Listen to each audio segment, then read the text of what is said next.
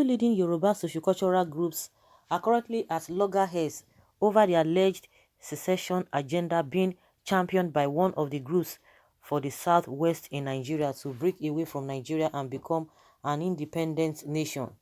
The two groups are Yoruba World Congress (YWC), which is an umbrella body over more than 150 pan-Yoruba self-determination organizations under the leadership of its President General, Professor Banji Akintoye, as well as the Yoruba Appraiser Forum under the leadership of Adesina Animashaun. The YWC addressed a press conference at its headquarters, Bodija, Ibadan, Oyo State capital, on Tuesday and re-established a vote of absolute confidence in the leadership of Akintoye. Also, the YAF staged a peaceful protest march to the Oyo State Governor's office, Agodi, Ibadan, on the same Tuesday against alleged secession agenda of YWC. The YAF also presented a protest letter to the governor, Seyi Makinde, through his executive assistant on security, Mr. Sunday Odukoya, who said, "We have received your letter. We shall deliver your message to the governor. Now that you have expressed your reservations, we assure you that we shall address the matter." The protesters carried placards with inscriptions including, "What we need is development, not secession. Together we stand, divided we fall.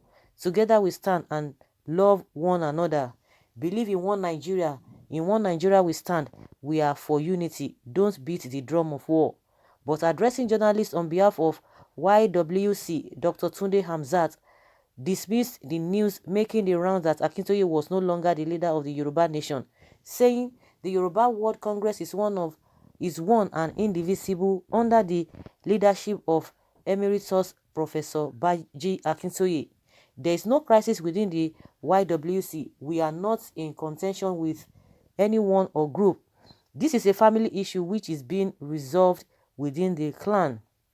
We remain unequivocally committed to the ideas of the Yoruba World Congress (YWC) as eloquently expressed by Professor Banji Akintoye, which are to liberate the Yoruba race from the oppression and persecution which Nigeria represents, to establish a better, more promising future for our teeming youth, and to ensure the peaceful achievement of the self-determination goals of the Yoruba nation. This is a gathering of all the groups which elected Professor Banji Akintoye as Yoruba leader a year ago. There are various groups which came together to form the Yoruba World Congress. These groups are gathered here in Ibadan 1 year after that momentous event to re-establish a vote of absolute confidence in the leadership of Professor Banji Akintoye. Hamzat, who said the brains behind YAF are 4 members of YWC that were suspended based on certain issues, also noted that Akintoye emerged leader of Yoruba Nation on August 22nd, 2019, and within 1 year, more than 100 Yoruba, both in Nigeria and in the diaspora, have been admitted into the YWC, saying, "Our admission into the Unprecedented Nations and Peoples Organization (UNPO) within a year of our existence is novel and commendable. The Odua Nation project is on course. We appreciate the efforts of Professor Banji Akintoye and other leaders in this respect. The protection of lives and properties of the Yoruba and other ethnic nationalities domiciled in the Southwest geopolitical zone is of paramount importance to YWC leadership. We commend the courage exhibited by our governors in the establishment of Amotekun, even in the midst of hostility and intimidation by the powers that be. The water bill at the National Assembly represents a background maneuver to bring back Ruga and further appropriate more of the resources of Yoruba land. It therefore stands totally rejected by the YWC. In equal effect, the Kama bill cannot stand because it puts the control of one religious group under another. It represents the ruthless deployment of power by the Muslim North to further continue the Islamization and Fulanization of Nigeria. However, the protest letter entitled "Please Save Yoruba land from imminent doom, signed by Adesina Animashaun, addressed to Governor Makinde, and its reading part says, Your Excellency, a motley of crowd of discontent zealots have lately increased the tempo of their unpatriotic activities, masquerading as championing the cause of the Yoruba people of the Southwest. Their activities at best qualify for nothing good. The Yoruba Appraiser Forum is, by this statement, giving a notice that we as responsible Yoruba will not fold our arms and watch a few disgruntled and self-serving individuals to turn our land into a warring zone like Somalia and Sudan.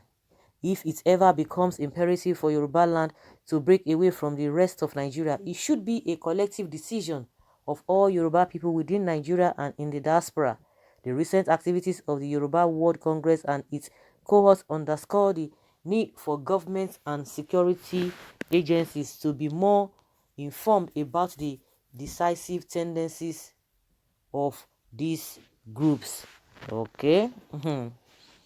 Well, the only thing that will not make a people or a group or a society or a country not to move forward, it is disunity, absolute disunity. Of course, you guys, you can hear what these people, what they represent and what they believe in. Two groups, clashing over secession or not. Some people say, some groups say they believe, some others say they don't believe, and that is why you see that the country is not really moving forward. Even among the leadership at the center, at the top, there is no unity because they believe in different things. Well, members of the Yoruba Appraiser Forum should be identified and classified as traitors, and their activities should be closely monitored by all and sundry. They have shown themselves as enemies within.